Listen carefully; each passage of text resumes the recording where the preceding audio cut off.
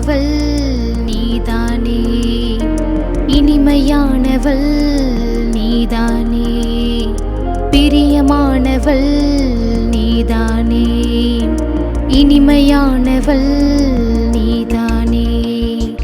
கர்த்தரால் புகழப்படும் குணசாலி நீதானே,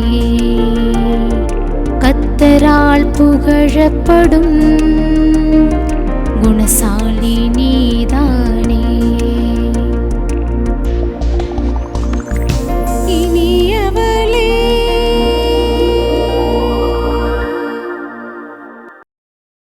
ஆண்டவராக இயேசு கிறிஸ்துவின் நாமத்தினாலே உங்கள் அனைவருக்கும் அன்பின் வாழ்த்துக்களை தெரிவித்துக் கொள்கிறோம். ஒவ்வொரு வாரமும் இந்த இனியவளே என்ற நிகழ்ச்சி மூலமாய் உங்களை சந்திக்கிறதுல நாங்க ரொம்ப சந்தோஷப்படுறோம். இந்த நிகழ்ச்சி உங்க ஒவ்வொருவருக்கும் ஆசீர்வாதமா இருக்கும் அப்படின்னு சொல்லி கர்த்தருக்குள்ள நாங்கள் விசுவாசிக்கிறோம். இப்பொழுது கூட கர்த்தர் எனக்கு நன்மை செய்தபடியால் நான் பாடுவேன் அப்படின்னு சொல்லி சங்கீதக்காரன் அழகா சொல்லியிருக்கிறாருங்க. ஆண்டவர் நமக்கு எவ்வளோ நன்மைகள் செய்திருக்கிறார்களே, அந்த நன்மைகளை நினைத்தவர்களாய் நம்ம ஆண்டவரை பாடி ஆராதிப்போமா? இனியவளே நிகழ்ச்சிக்கு உங்களை அன்புடன் வரவேற்கிறோம். அக்கினியில் நடந்து வந்தோம், நானால் சேதம் ஒன்றும் இல்லையப்பா. தண்ணீரை கடந்து வந்தோம், நாங்கள் மூழ்கி போகவில்லையப்பா.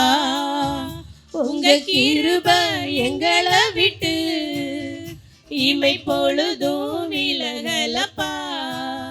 உங்க கிருபை எங்களை விட்டு இமை பொழுதும் விலகலப்பா. எங்கள் தேவன் நீர், எங்கள் ராஜா நீர், நாங்கள் போற்றிடும் எங்கள் கண்மலை நீர். செங்கடலை நீர் பிளந்தீர், செம்மையான பாதை தந்தீர். எரிகோவின் கோட்டைகளை யோசனையால் தகர்த்தீர். கோலியாத்தின் கோஷங்களை ஒரு நொடியில் வென்று விட்டீர். அந்த கோலியாத்தின் கோஷங்களை ஒரு நொடியில் வென்று விட்டீர். எங்கள் தேவன் நீர், எங்கள் ராஜா நீர், நாங்கள் போற்றிடும் எங்கள் கண்மலை நீர். ஹல்லேலூயா, ஹல்லேலூயா. கர்த்தர் இம்மட்டுமாய் நம்முடைய வாழ்க்கையை நல்லவராகவே இருந்தார். நாம் கலங்கின நேரங்களில் நம்மை கை தூக்கி எடுத்தார், நம்மை தொழில் மேல் சுமந்தார், நம்மளை மறவாது நம்மை நடத்தினார், நம்மளை ஆற்றினார், நம்மளை தேற்றினார், நம்மை அரவணைத்தார். அப்படிப்பட்ட நல்ல தெய்வத்தை நாம் நன்றியோடு கூட துதிப்போம். இந்த சூழ்நிலையில் நீங்கள் கலங்கி போய் நிற்கிறீங்களா, வந்து போய் நிற்கிறீங்களா? ஆண்டவருடைய வாழ்க்கையை செழிப்பாய் மாற்ற வல்லவர். அப்படிப்பட்ட நல்ல தெய்வத்தை நாம் தெய்வமாக கொண்டு வருகிறோம். அல்லேலூயா. அப்படி நல்ல தெய்வத்தை நாம் ஆராதிக்கிறோம். அதனால் கலங்கின நேரங்களில் எல்லாம் எங்களை கை தூக்கி எடுக்கிற தெய்வம் நீங்கள் தான் இயேசப்பான்னு சொல்லி தேவனை ஆராதிக்கலாமா? கலங்கின நேரங்களில் கை தூக்கி எடுத்தவரே, கண்ணீரின் பள்ளத்தாக்கில் என்னோடு இருப்பவரே. கலங்கின நேரங்களில் கை தூக்கி எடுத்தவரே, கண்ணீரின் பள்ளத்தாக்கில் என்னோடு இருப்பவரே. உறவுகள் மறந்தாலும் நீர் என்னை மறப்பதில்லை. காலங்கள் மாறினாலும் நீர் மட்டும் மாறவில்லை. உறவுகள் மறந்தாலும் நீர் என்னை மறப்பதில்லை. காலங்கள் மாறினாலும் நீர் மட்டும் மாறவில்லை. நீங்க தான்ப்பா என் நம்பிக்கை, உம்மையன்றி வேறு துணையில்லை. நீங்க தான்ப்பா என் நம்பிக்கை, உம்மையன்றி வேறு துணையில்லை.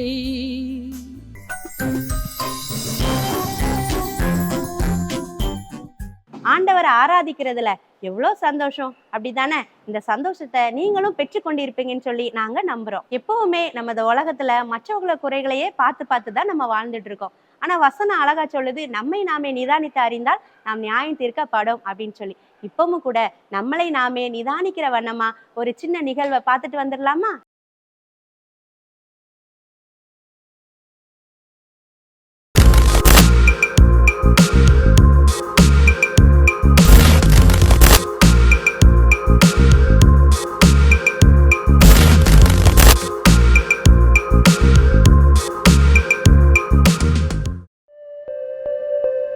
இந்த இருக்கால கலா. வாங்க மேல மாடியில போய் பேசலாம். சரி கலா, போலாம்.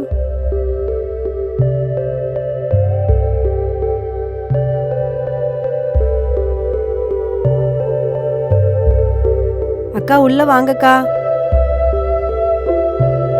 இருங்க, இந்த பெட்ஷீட் எடுத்துட்டு வரேன். சரி கலா.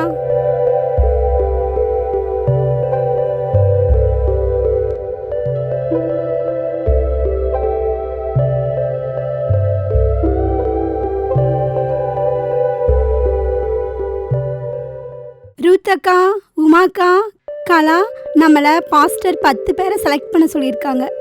அக்கா எதுக்குக்கா?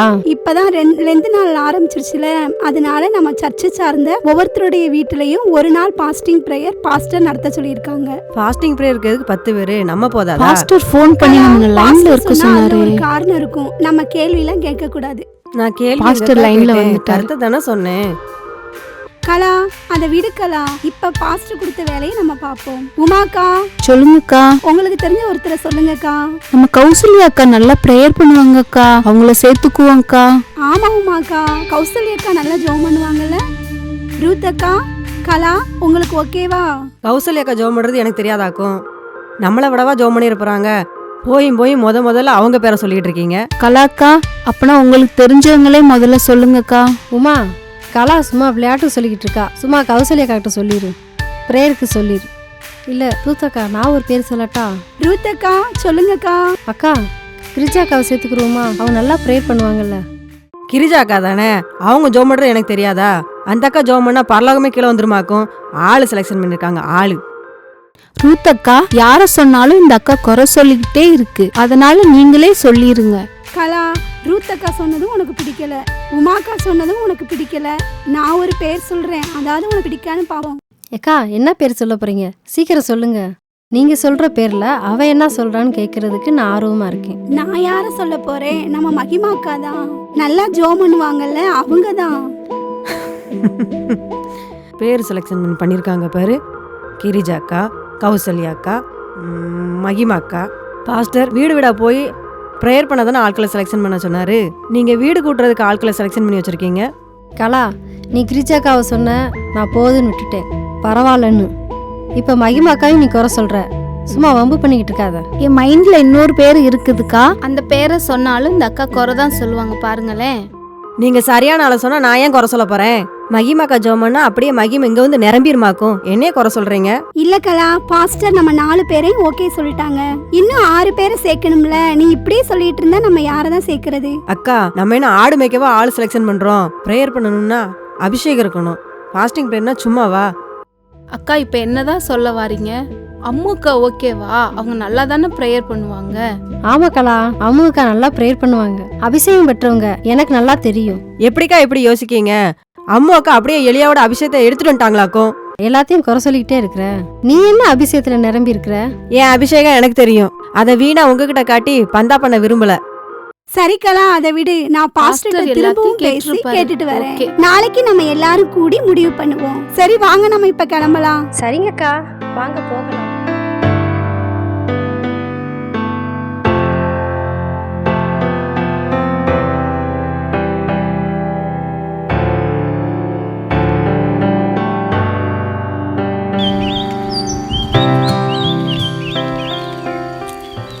நான் பாஸ்டர்கிட்ட பேசிட்டு வந்துட்டேன். இன்னைக்கு நம்ம டிஸ்கஸ் முடியறதுக்குள்ள பாஸ்டர் ஃபைனல் லிஸ்ட் அனுப்புறேன்னு சொல்லிட்டாங்க. அக்கா, பாஸ்டர் பர்சனலா யார் பேரையும் சொன்னாங்களாக்கா? பாஸ்டர் நம்ம 4 பேரை தான் என்கிட்ட சொல்லியிருந்தாரு. மீதி பேரை நம்ம டிஸ்கஸ் பண்ணி சொல்ல சொன்னாரு. நேத்து தான் யாரையும் முடிவு பண்ணல. இன்னைக்காவது நல்ல ஆட்களை செலெக்ஷன் பண்ணிருக்கீங்களா? நேத்து சொன்ன பேரை தான் நீ எல்லாத்தையும் ஒவ்வொன்றா சொல்லி குறை சொல்லிட்ட. இன்னைக்காவது ஒரு பேரை சொல்றேன், அதுவாவது உனக்கு ஆகுமான்னு பாப்போம். நேத்து தான் டைம் வேஸ்ட் ஆயிடுச்சு. இப்படி ஒத்த ஆளா சொல்லி எனக்கு தான் 6 பேரை செலெக்ஷன் பண்றது. கலா, நீ குறை சொல்லாம வந்தாலே சீக்கிரம் பண்ணிடலாம். இந்த சுகந்தி அது நல்லா தானே ப்ரேயர் பண்ணும், அதையும் நீ எதையாவது குறை சொல்லிடாத. ஏன்க்கா திரும்ப இப்படிதான் பண்றீங்க? என்ன கலா, சுகந்தியும் உனக்கு பிடிக்கலையா? என்ன மாதிரி அபிஷேகத்துல குறையில்லாத ஆளை சொன்னா டக்குன்னு ஓகே சொல்ல போறேன். அப்படியே சுகந்தி ஜோம் பண்ணி இந்தியாவில எழுப்புதல் மழை பெஞ்சு வெள்ளமா ஓடுதாக்கும். போக்கா அங்கிட்டு. கலா, நான் உன்னை என்னமோ நினைச்சேன் கலா. நீ பேசுறத பார்த்தா தற்பெருமை மாதிரிலாம் இருக்கு. ரூத்தக்கா, கலா, இந்த பாஸ்டர் மெசேஜ் அனுப்பிட்டாங்க. அக்கா அப்படியா? அதுல யார் யார் பேர் வந்திருக்குன்னு பாருங்க அக்கா. என் பேரு, உங்க பேரு இருக்கு. உமாக்கா, உங்க பேரு இருக்குக்கா. கௌசல்யா, சுகந்தி, மகிமா, கிரிஜா, அம்மு, புனிதா, ஏஞ்சல். இவ்வளோ பேசுனா என்னக்கா? சசிகலா பேர் வரலையா? கலா, ஒவ்வொரு பேரையும் சொல்லும்போது நீ குறை சொல்லிட்டே இருந்த. இப்ப பாத்தியா, லிஸ்ட்ல உன் பேரே இல்ல. பாஸ்டர் இப்படி ஒரு ஐடியா பண்ணியிருப்பாருன்னு தெரியல. கால் பண்ணி லைன்ல இருக்க சொல்லியிருந்தாங்க. அப்படியா உமாக்கா? பாஸ்டர் நல்ல ஐடியா தான் பண்ணியிருக்காரு. கலா, உனக்கு ரொம்ப அட்வைஸ் பண்ண நான் விரும்பல. ஒரு வசனம் மட்டும் சொல்றேன். 1 கொரிந்தியர் 11:31 நம்மை நாமே நிதானித்து அறிந்தால் நாம் நியாயம் தீர்க்கப்படும். இந்த வசனமே உனக்கு எல்லாத்தையும் சொல்லிடும் அப்படின்னு நினைக்கிறேன். வாங்க நம்ம போலாம்.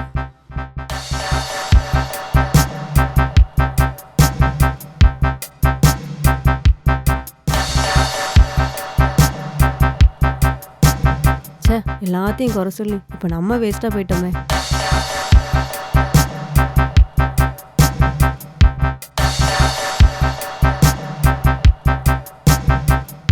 இன்னைக்கும் நம்மள நாமே நிதானிக்கிற வண்ணமா ஒரு தேவ செய்தியை கொடுக்க வராங்க அன்பு ஜோதி ஸ்டாலின். இனியாலே என்ற சிறப்பு நிகழ்ச்சிக்கான செய்தி. இந்த நிகழ்ச்சியை பார்த்து கொண்டிருக்கிற உங்க யாவரையும் இயேசு கிறிஸ்துவின் நாமத்தினால கிராம மிஷனரி இயக்கத்தின் சார்பாக அன்பின் வாழ்த்துக்களை தெரிவித்துக் கொள்கிறோம். இப்பவும் இந்த நிகழ்ச்சி மூலமா உங்களுடைய வீட்டின் வரவேற்பு அறைக்கே உங்களை சந்திக்கிறதுல ரொம்ப மகிழ்ச்சி. நீங்க இந்த நிகழ்ச்சியை தொடர்ந்து பார்த்து கொண்டே இருக்கீங்க. இந்த நிகழ்ச்சி மூலமா நீங்க ரொம்ப பயனடைகிறீங்கிறத நாங்க விசுவாசிக்கிறோம் கிறிஸ்துவுக்குள்ளாக. இந்த நிகழ்ச்சி உங்களுக்கு பிரயோஜனமா இருக்கு அப்படின்னு நாங்க நம்புறோம். இப்பவும் இந்த நிகழ்ச்சிக்குள்ள போறதுக்கு முன்னாடி நம்ம முதல்ல ஜெபிப்போமா? ஏசப்பா, துதிக்கிறோம் ஆண்டவரே, சோத்திரிக்கிறோம் அப்பா. தகப்பனே, இந்த வேலையில உங்களுடைய பாதத்துல நாங்கள் கூடி வர நீ செய்த கிருபைக்காக நன்றி ஆண்டவரே. என்னோடும் எங்களோடும் நீ பேசுவீராக ஜெபிக்கிறோம் ஆண்டவரே. ஈடியாவின் உள்ளத்தை திறந்த தேவன், உங்களுடைய வார்த்தைக்கு நேராக எங்கள் உள்ளங்களையும் திறந்தறியுங்கன்னு ஜெபிக்கிறோம். இயேசுவின் மூலம் ஜெபிக்கிறோம் நல்ல பிதாவே, ஆமீன். ராஜு அப்படிங்கிற ஒரு குட்டி தம்பி அவங்க அம்மாவோட வெளிய ஒரு ஆற்றங்கரைக்கு போறதுக்குன்னு கிளம்பி போய்கிட்டு இருந்தான். அப்ப வெளிய வந்ததும் நிறைய காகங்கள் ஒண்ணு சேர்ந்து சாப்பிட்டுக்கிட்டு இருந்துச்சு. அதை பார்த்தது அவங்க அம்மா சொன்னாங்க, காக்கா எவ்வளவு ஒற்றுமையா இருக்கு பாரு, ஒற்றுமைனாலே காக்கா கூட்டம் தான், பாத்தியா தம்பி அப்படின்னாங்க. அதெல்லாம் சரிதான், ஆனா அதுக்கு சத்தமும் சரியில்லை, அதுக்கு கலரும் சரியில்லை அப்படின்னு சொன்னான். அடுத்து கொஞ்ச தூரம் அவங்க கடந்து போகும்போது ஒரு மரத்துல இருந்து ஒரு குயில் அழகா பாட்டு பாடிக்கிட்டு இருந்துச்சு. அப்ப குயிலோட சத்தத்தை கேட்டதும் அவங்க அம்மா எவ்வளவு இனிமையான குரல் அப்படின்னாங்க. உடனே அவன் எங்க இருக்கு அப்படின்னு சொல்லி அண்ணாந்து பார்த்துட்டு அவன் சொன்னா, இதுவும் கலர் நல்லாவே இல்லம்மா, கலர் கொஞ்சம் வேற மாதிரி இருந்தா நல்லா இருந்திருக்குமே அப்படின்னு சொன்னான். அடுத்து கொஞ்ச தூரம் போய்கிட்டே இருந்ததும் ஆற்றங்கரை வந்துருச்சு. அந்த ஆற்றோரத்துல நிறைய கொக்குகள் மீன் சாப்பிட்டுக்கிட்டு இருந்துச்சு. அப்ப அவங்க அம்மா, கொக்கு எவ்வளவு வெண்மையா அழகா இருக்கு பத்தியா அப்படின்னு சொன்னாங்க. உடனே அவன் சொன்னா, கொக்கு வெண்மையானாமா இருக்கு, ஆனா அந்த கொக்குக்கு கால்கள் நீளமா இருக்கு பாருங்க, அது நல்லாவே இல்லை அப்படின்னு சொன்னான். கால் கொஞ்சம் சின்னதா இருந்தா நல்லா இருக்கும் அப்படின்னா. அடுத்து அந்த ஆற்றல்ல ஒரு ஓரத்துல நிறைய வாத்துக்கள் இருந்துச்சு. அத அவங்க அம்மா காமிச்சு, இங்க பாத்தியா அந்த வாத்து அழகா இருக்குல்ல அப்படின்னாங்க. உடனே அவன் சொன்னா, அது என்னம்மா, வாத்துக்கு ரொம்ப காலு குட்டையா இருக்கு, கொஞ்சம் மீடியம் சைஸ்ல இருக்கணுமா, அளவா இருக்கணும்ல, அது மாதிரி இல்ல அப்படின்னு சொன்னான். உடனே அவங்க அம்மா சொன்னாங்க, அவனை திரும்பி பார்த்து சிரிச்சுக்கிட்டேனும், நீயும் குறை சொல்லாம எல்லாரையும் போல நல்லா இருந்தீங்கன்னா நல்லாதான் இருக்கும் தம்பி, உன்னைய பார்க்கும் போது கூட எனக்கும் நிறைய குறைகள் தெரியுது அப்படின்னு சொன்னாங்க. உடனே ராஜுக்கு ரொம்ப சேமாயிடுச்சு. அப்படியே தலை குனிஞ்சு அமர்ந்திருந்தான். அதே போலதாங்க நம்மளும் நம்மளை நாமளே நிதானித்து அறியணும் அப்படின்னு வேதம் சொல்லுகிறது. ஆனா நம்மளை விட மற்றவர்களையே நம்ம பார்த்து கொண்டே இருக்கிறோம். மற்றவர்களை பார்க்கும்போது அவர்களுடைய குறைகளையே நோக்கி கொண்டு இருக்கிறோம். இன்னைக்கு இது மாதிரி இருக்கக்கூடாது அப்படிங்கறத பத்தி தான் நம்ம இன்னைக்கு கற்றுக்கொள்ள போறோம். 1 கொரிந்தியர் 11ஆம் அதிகாரம் 31வது வசனத்துல என்ன வாசிக்கிறோம்? நம்மை நாமே நிதானித்து அறிந்தோமானால் நாம் நியாயம் தீர்க்கப்படும் அப்படின்னு சொல்லி வேதத்துல சொல்லி இருக்கு. நம்மை நாமே நிதானித்து அறிந்தோமானால், நம்மள நிதானித்து அறியணுமா? சில வேளைகள்ல நம்ம பார்க்கும்போது எதை பார்ப்போம்? நம்மளுடைய நிறைகளையே பார்ப்போம். மற்றவர்களை பார்க்கும்போது அவர்களுடைய குறைகளையே பார்ப்போம். ஆனா இந்த வேதம் என்ன சொல்லுது அப்படின்னா, நம்மை நாமே நிதானித்து அறிந்தோமானால், வேத வசனத்தின்படி நம்மளை ஒப்பிட்டு நம்மளிடத்துல என்ன குறைகள் இருக்கிறது, என்ன நிறைகள் இருக்கிறது அப்படின்னு சொல்லி நிதானித்து அறிந்து அதன் வழியாய் நம்மை மாற்றிக் கொள்வோமானால், நாம் நியாய தீர்ப்புல நம்ம தலை குனிந்து நிற்க வேண்டிய அவசியம் இல்லை அப்படின்னு சொல்லி இந்த வேதவசனம் சொல்லுகிறது. நம்ம அப்படி யோசித்து நம்மளை பார்க்கிறவர்களாக நம்ம இருக்கிறோமா அப்படின்னு சொல்லி நம்ம யோசிக்க கடமைப்படுகிறோம். எஸ்ராவை பத்தி இந்த வேதம் சொல்லும் போது வேத வசனங்களை ஆராய்ந்து அதில் கை கொண்டு நடந்தான் அப்படின்னு சொல்லப்பட்டிருக்கு. நம்ம வேத வசனத்தை வாசிக்கிறதோடு மாத்திரம் இல்ல, அதின்படி நம்மளை நிதானித்து அறிகிறவர்களாக இருக்கோமா அப்படின்னு சொல்லி யோசித்து பார்க்க அழைக்கப்படுகிறோம். அப்படி யோசித்து பார்த்து நம்மளுடைய வாழ்வை நாம் மாற்றிக்கொள்ள வேண்டும் அப்படிங்கிறது தான் இன்றைக்கு நம்ம கற்றுக்கொள்ள போறோம். அப்படி நிதானித்து அறிந்த ஒரு 2 பேரை மட்டும் நம்ம இன்றைய நாள் செய்தியில நம்ம தியானிக்க போறோம். அது யாரு அப்படின்னா, வெறுமையாயிருந்து தன்னை நிதானித்து அறிந்தது நிமித்தம் நிறைவான பலனை பெற்றுக்கொண்ட நகோமி. இன்னைக்கு நிறைவான பலன் அப்படின்னா நம்ம எல்லாருக்கும் ரொம்ப பிடிக்கும். கண்ணீர் கழிப்பாய் மாறுவது சந்தோஷமாய் மாற்றப்பட்ட நகோமியை தான் நம்ம பார்க்க போறோம். கண்ணீரின் வாழ்க்கை சந்தோஷமாக மாறுகிறதுன்னா எல்லாருக்கும் பிடிக்கும். ஆனா அதுக்கு நகோமியிட்ட காணப்பட்ட முக்கியமான இந்த நற்பண்பு நம்ம இடத்துல இருக்கா அப்படின்னு யோசித்து பார்க்க அழைக்கப்படுவோம். நகோமி அப்படி என்ன நிதானித்து பார்த்தா அப்படின்னு சொல்லி பார்த்தோம்னா, ரூத் 1ஆம் அதிகாரத்துல அவ வாசிக்கிட்டே வந்தோம்னா அதுல 7வது வசனம் 9வது வசனத்துல எல்லாம் பார்த்தோம்னா உங்களுக்கு அவ என்ன சொல்றான்னா, எந்த பெண்களும் ஒத்துக்கொள்ள கூடாத ஒரு காரியத்தை அவ ஒத்துக்கொள்கிறான். முதலாவது காரியம் என்னன்னா, யாருக்குமே நம்ம லேடிஸ்ட உங்க வயசு என்னன்னு கேட்டா யாருக்கும் பிடிக்காது. அதுலயும் வயது சென்றவங்க அப்படின்னு மூத்தவங்கிறத நம்ம எங்கேயுமே காட்டிக்கொள்ளவே மாட்டோம். ஆனா 2வது காரியம் தான் என்ன அப்படின்னு சொல்லி பார்த்தோம்னா, 2வது காரியம் நம்மகிட்ட இருக்கிற குறைய நம்ம ஒத்துக்கவே மாட்டோம். நம்ம என்ன தப்பு செஞ்சாலும் சரி அதுக்கு 1008 ரீசன் சொல்லுவோம். இதனாலதான் நான் இப்படி செஞ்சேன், அதுக்காகத்தான் நான் இப்படி செஞ்சேன் அப்படின்னு சொல்லி இப்படியே நிறைய அதுக்கான காரணங்களை நம்ம தேடிக்கிட்டே இருப்போம். ஆனா இந்த நகோமி இந்த 2 காரியங்களையும் அவங்க ஒத்துக்கொள்கிறாங்க. ரூத் 1ஆம் அதிகாரத்துல நீங்க வாசிக்கிட்டே போனீங்கன்னா அந்த 11வது வசனத்துல பாத்தீங்கன்னா, எனக்கு வயது சென்றவளாய் போயிட்டேன் அப்படிங்களா, எனக்கு இனிமேல் உங்களுக்கு நல்ல வாழ்க்கையை ஏற்படுத்தி கொடுக்க முடியாது, எனக்கு உங்களை நேசிக்கிறேன், உங்களுக்கு ஒரு நல்ல வாழ்க்கை அமையணும்னு நான் ஆசைப்படுறேன், ஆனா அந்த ஒரு நல்ல வாழ்க்கையை என்னால ஏற்படுத்தி கொடுக்க முடியாது அப்படின்னு சொல்லி இந்த நகோமி ஒத்துக்கொள்கிறாங்க. தன்னுடைய குறைவை தன்னை தானே நிதானித்து அறிகிற அந்த பண்பு இருந்ததுனாலதான் அவங்க யோசிக்கிறாங்க. ஏன்னா அவங்க பெத்லகேம் போகணும்னு முடிவு பண்ணிட்டாங்க. பெத்லகேம் போனா மோவாபியர்களை ஏற்றுக்கொள்ள மாட்டாங்க. அப்ப உனக்கு நல்ல வாழ்க்கையை நான் ஏற்படுத்தி கொடுக்க முடியாது. இதே இடத்துல இருந்து உன்னுடைய ஜாதியில உன்னுடைய மோவாபிய இனத்திலேயே ஒரு மாப்பிள்ளையை பார்த்து கொடுக்கணும்னாலும் ஒரு பெண்ணா இருந்து என்னால அதை சாதிக்க முடியாது அப்படின்னு சொல்லி நகோமி அந்த இடத்துல தன்னுடைய குறைவை ஒத்துக்கொள்ளுகிறாங்க. அது யார் முன்னாடி? தன்னுடைய மருமக்கள் முன்னாடி ஒத்துக்கொள்ளுகிறாங்க. மருமக்கள் மாமியார்னாலே ஆப்போசிட் டைரக்ஷனா இருக்கும். என்ன ஒத்துக்கிடவே மாட்டாங்க. அவங்ககிட்ட என்ன தப்பே செஞ்சதுனாலும் ஒத்துக்கிட மாட்டாங்க. ஆனா இந்த இடத்துல நகோமி வித்தியாசப்பட்டவர்களாய் அவங்க தன்னை நிதானித்து அறிந்து உண்மையை ஒத்துக்கொள்ளுகிறவர்களாய் இருக்கிறாங்க. அதனாலதான் அவங்களுடைய கண்ணீர் களிப்பாய் மாறியது. அவர்களுடைய வெற்றிடம் அவர்களுடைய வெறுமை நிறைவாய் மாறியது.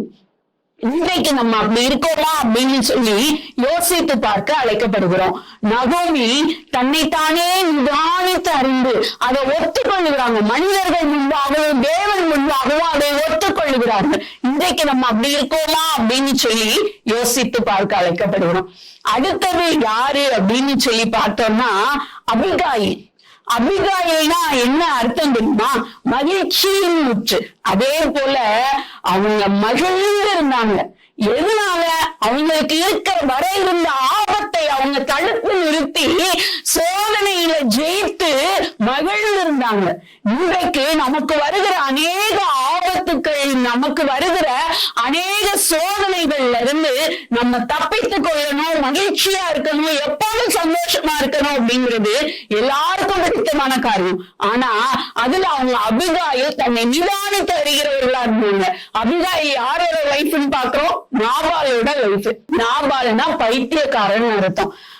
அபிகாயிலே தாவீதுகிட்ட சொல்லும் போது கணவருக்கு பைத்தியமும் இருக்கு, அவருடைய பேரின்படியே அவர் இருக்கிறார் அப்படின்னு சொல்லி சொல்றாங்க.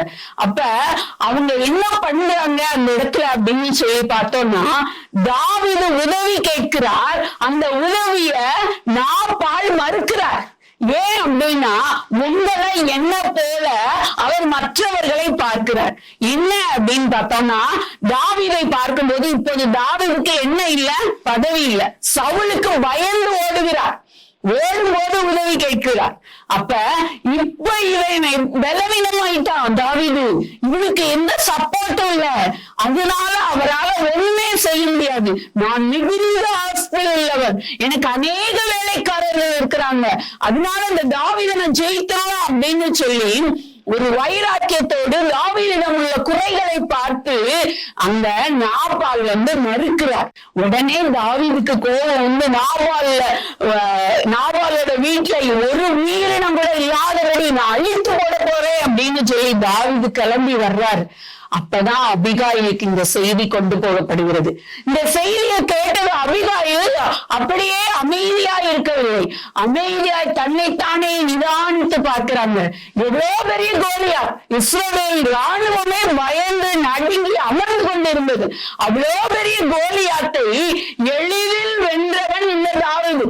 அந்த தாவீதுக்கு முன்பாக நான் ஒண்ணுமே இல்லை, என்னுடைய வேலைக்காரர்கள், என்னுடைய கணவர் ஒண்ணுமே இல்லை, நாங்க எப்படிப்பட்டவர்கள் அப்படின்னு சொல்லி நிதானித்து பார்க்கிறார். என் கணவர் பைத்தியக்காரர், அவருக்கு இருக்கிற எல்லா வேலைக்காரர்களும் எப்படி இருப்பாங்க? அவருக்காக தன்னுடைய வேகத்தையும் விவேகத்தையும் அவங்க காட்டுவாங்களா? இல்லவே இல்லை. எப்படி இருந்தாலும் எஜமான் பைத்தியக்காரர்கள் இப்படிதான் திட்டுவாரு, அதனால அவங்களும் தாவீதோடு சேர்ந்து கொள்ள வாய்ப்பு உள்ளது, தன்னுடைய ஜீவனுக்காக பயந்து அப்படின்னு சொல்லி அபிகாயில் சிறிது நிமிடம் யோசித்து பார்த்து அவங்க இந்த வர இருக்கிற ஆபத்துக்களையும் சோதனையையும் ஜெயிக்கணுங்கிறதுக்காக அவங்க அடியெடுத்து வைத்து முன்னோக்கி செல்றாங்க. தாவீதுக்கு தேவையான அநேக காரியங்களை எடுத்துக்கொண்டு பழங்களையும் அவருக்கு தேவையான சமையல் பண்ணி காரியங்களையும் கொண்டு போய் தாவீதை எதிர்கொண்டு போய் அவங்க அபிகாயில் சந்திக்கிறாங்க. அபிகாயில் சந்திச்சுட்டு அவங்க தாவீதுகிட்ட என்ன சொல்றாங்கன்னா, அப்படி ஞானமா பேசுறாங்க பாருங்க. ஏன்னா அவங்க அதெல்லாம் யோசிச்சு பார்த்திருக்காங்க. இருதயத்தின் நிறைவினால் வாய் பேசும். அவங்க இருதயத்துல அதெல்லாம் சிந்திச்சு பார்த்திருக்கிறாங்க. நீங்க அபிஷேகம் பண்ணப்பட்டவங்க, சவுலுக்கு அப்புறம் நீங்க தான் ராஜாவா வரணும். நீங்க ராஜாவா வரும்போது இந்த ரத்த கையோட நீங்க போய் ராஜ்யபாரம் பண்ணக்கூடாதே அப்படின்னு சொல்லி சொல்றாங்க.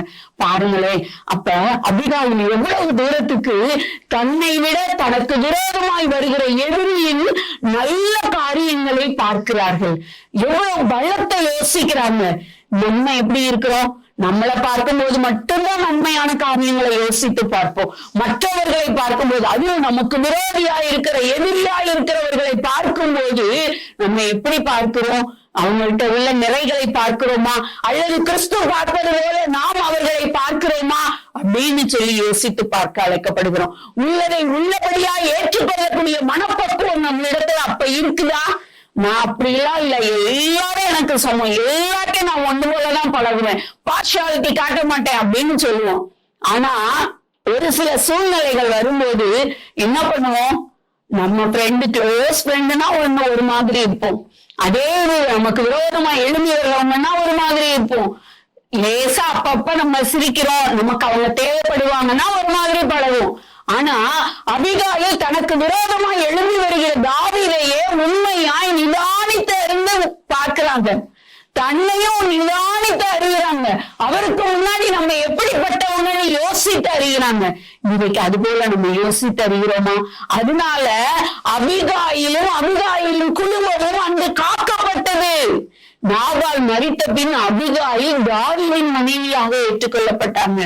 அவங்களுடைய அந்த புத்திசாலித்தனம் யோசித்து பார்க்கப்பட்டது. இன்றைக்கு நம்ம அப்படி புத்திசாலித்தனமா, நம்ம பெண்களாகிய நம்ம அப்படி புத்திசாலித்தனமா செயல்படுகிறோமா? குடும்பத்தின் தலைமை பொறுப்புல இருக்கிறோம். நம்ம அந்த தலைமை பொறுப்பை நம்ம எப்படி பயன்படுத்துகிறோம்? சிறிது நேரம் சிந்திப்போமா? நம்மளை நம்ம ஆராய்ந்து பார்க்கிறவர்களா இருக்கிறோமா? ஆராய்ந்து பார்க்கிறவர்களா இருந்து சோதனையும் நமக்கு நெருங்கி வருகிற வேதனையும் தடைகளையும் நம்மை தாண்டி போகிறதுக்கான பலனை அது கொடுக்குது. வேதத்தின்படி உங்களை நிதானித்து அறிந்தீர்களானால் அந்த வேதத்தின் பலன் உங்களுக்கு கிடைக்கும். அந்த அபிகாயிலுக்கு கிடைத்திருக்கிறதே, அபிகாயிலுக்கு கிடைத்த பலன் உங்களுக்கும் கிடைக்கும். கண்டிப்பா நிச்சயமாய் கிடைக்கும். இன்னைக்கு நம்ம 2 காரியம் பார்த்திருக்கிறோம். ரெண்டு பெண்கள். நகோமி வயது சென்று போன காலத்துல அவங்க மருமகளிடம் தன்னுடைய குறைவை ஒத்துக்கொண்டாங்க. தன்னை நிதானித்து அறிந்து அந்த குறைவை ஒத்துக்கொண்டது நிமித்தமாக அவர்களுடைய கண்ணீர் களிப்பாய் மாறியது. அவர்களுடைய வெறுமை பரிபூர்ண ஆசீர்வாதத்தால் நிரப்பப்பட்டது. அதே போல அபிகாயில் 2வது நம்ம பார்த்தோம். அபிகாயில் எப்போதும் மகிழ்ச்சியா இருக்கக்கூடிய ஆசீர்வாதத்தை பெற்றவங்க. அதே போல அந்த ஆசீர்வாதத்தை எப்படி பெற்றுக்கொண்டாங்க? தன்னைத்தானே நிதானித்து அறிந்து மற்றவர்களையும் நிதானித்து அறிகிறவர்களா இருந்து அவங்க பெற்றுக்கொண்டாங்க. நம்ம வேதத்தின்படி நிதானித்து உண்மையாய் ஆராய்ந்து நம்மளுடைய குறைகளையும் நம் வேதத்தின் அடிப்படையிலே பார்த்து களைந்தோமானால் மற்றவர்களை நிதானிப்பது நமக்கு எளிதாயிடும். மற்றவர்களிடத்துல உள்ள நன்மைகள், நிறைவுகள் நமக்கு தெரியும். அதையும் நம்ம ஏற்றுக்கொள்ளக்கூடிய மனப்பக்குவம் நமக்கு வரும். அப்படி நம்ம இருக்க தேவன் நம்மளை அழைக்கிறார். இன்றைக்கு நம்ம அப்படி இருப்பதற்காக ஒரு தீர்மானம் எடுப்போமா? அப்படியே இருந்த இடத்துல உங்க கண்களை மூடி ஒரு நிமிடம் நம்மளை யோசித்து பார்ப்போம். என்னுடைய மருமகளிடம், என்னுடைய வீட்டாரிடத்துல நான் என்னுடைய குறைகளை நான் ஒத்துக்கொள்ளுகிறவர்களாக இருக்கிறேனா? என்னை நானே நிதானித்து அறிகிறேனா? தினமும் வேதத்தை வாசிக்கிறேன், ஆனா ஒரு கடமைக்காக வாசிக்கிறேனா? இல்ல என்னை நானே நிதானித்து அறிகிறதற்காக, அந்த வேத வசனத்தின்படி என்னை அறிகிறதற்காக நான் நிதானித்து அறிகிறவளா இருக்கிறேனா அப்படின்னு சொல்லி யோசித்து பார்க்க அழைக்கப்படுகிறோம். அப்படி இல்லைன்னா இன்னைக்கு தேவனிடத்துல பிரபாவம். ஆண்டவரே, உங்களுடைய வேத வார்த்தைகளின்படி என்னை நிதானித்து அறிந்து என்னை மாற்றிக்கொள்ளக்கூடிய பக்குவத்தை எனக்கு தாங்கப்பான்னு கேட்போம். அதிகாயிலை போல எனக்கு வருகிற சோதனையின் நேரத்திலும் இக்கட்டான நேரங்களிலும் நான் என்னையும் எனக்கு எதிராய் நிற்கிறவர்களையும் நான் நிதானித்து அறிந்து அதிலே தப்பிக்கொள்ளும்படியான போக்கு எங்க இருக்குன்னு நான் நீங்க கண்டுகொள்ளுகிறவர்களா இருக்கிறவங்களான்னு சொல்லி யோசித்து பார்ப்போம். எசப்பா, நீ துதிக்கிறோம், ஒன்றுவரே சொத்திருக்கிறோம். அப்பா, நீங்கள் வேதத்தை கடமைக்காய் வாசிக்கிறவர்களா இல்லாமல் அப்பா வேதத்தின்படி எங்களுடைய வாழ்க்கையை மாற்றிக்கொள்ளுகிறவர்களாக இருக்க நீர் எங்களுக்கு உதவி செய்யுங்கன்னு ஜெபிக்கிறோம். ஆண்டவரே, உங்களுடைய வேதத்தின்படி எங்களை நிதானித்து அறிய எங்களுக்கு உதவி செய்யுங்கப்பா. நீங்க உங்களுடைய கிருபையில கரத்திற்குள்ளாய் எங்களை மூடிக்கொள்ளேன்னு ஜெபிக்கிறோம். ஆண்டவரே, அப்பா, எங்களிடத்துல பெருமை காணப்படாதபடி, எங்களை குறித்த நிறைவுகளே எங்களுக்கு தெரியாதபடி, அவைகள் எங்களுடைய கண்களை மூடாதபடி, எங்களுடைய குறைவுகளையும் காணும்படியா எங்களுடைய கண்களை தெளிவித்து நடத்துங்க சுவாமி. எங்களுடைய குறைகளை நாங்கள் கண்டு அவைகளை களைந்து நாங்கள் நோக்குள்ளாய் தகப்பனை இயேசுவா எங்களை மாற்றிக்கொண்டவர்களாக அப்பா, அந்த நகோமியை போலவும் அபிகாயை போலவும் அப்பா நாங்கள் கண்ணீர் அப்பா கழிப்பாய் மாறினது போல குறைவாய் வெறுமையாய் இருந்த பாத்திரம் நிறைவாய் மாற்றப்பட்டது போல, தாவீது ராஜா சொல்லுவது போல என் பாத்திரம் நிரம்பி வழிகிறதுன்னு, அதுபோல நிரப்பப்பட்ட ஆசீர்வாதத்தை நாங்கள் பெற்றுக்கொள்ள எங்களை நிதானித்து அறிகிற அறிவை எங்களுக்கு தாங்களே ஜெபிக்கிறோம் ஆண்டவரே. எனக்கும் எங்களுக்கும் நீ தந்தல்ல சுவாமி. அப்பா இப்பொழுதும் அப்பா இதை கேட்டுக்கொண்டிருக்கிற ஒவ்வொருவரும் அந்த அப்பா கிருபையை பெற்றுக்கொள்ளட்டும் ஜெபிக்கிறோம் ஆண்டவரே. அதே போல சுவாமி அப்பா தகப்பனே, அபிகாயிலை போல தனக்கு இக்கட்டான நெருக்கடியான சூழ்நிலை வந்தாலும் தன்னையும் மற்றவர்களையும் நிதானித்து அறிந்து செயல்படக்கூடிய கிருபையை எங்கள் ஒவ்வொருவருக்கும் தந்தல்ல ஜெபிக்கிறோம் ஆண்டவரே. அப்பா நாங்கள் குறுகின புத்தி உள்ளவர்களாய் முன்னே செயல்படுகிறவர்களாய் இல்லாதபடி நாங்கள் எங்களை நிதானித்து அறிந்து செயல்பட உதவி செய்யுங்க ஜெபிக்கிறோம் ஆண்டவரே. உங்களுடைய கிருபையுள்ள கருத்துக்குள்ளா எங்களை தாழ்த்தி ஒப்பு கொடுக்கிறோம் அப்பா. நீ பொறுப்படுத்திக் கொள்ளும். இயேசுவின் மூலம் ஜெபிக்கிறோம் எங்கள் நல்ல பிதாவே, ஆமென். இந்த செய்தி உங்களுடைய வாழ்க்கையில நிச்சயமாகவே ஒரு மாற்றத்தை கொண்டு வந்திருக்கும் அப்படிங்கிறதுல எந்த சந்தேகமும் இல்லை. ஆண்டவர் தாமே உங்களை ஆசீர்வதிப்பாராக.